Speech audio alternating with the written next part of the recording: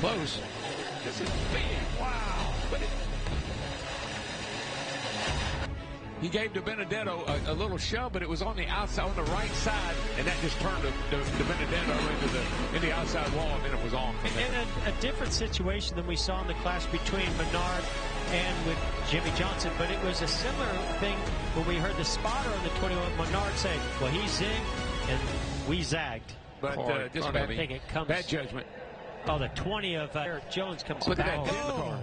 Almirola, number 10. Look at David Reagan underneath the 10 of Almirola. David Reagan, see what springs he's running. Look at that. All those sparks flying. Man, amazing shots. And all Almirola wanted was a chance to win it on the last lap. Yeah, well, he didn't like last year. Didn't quite get there.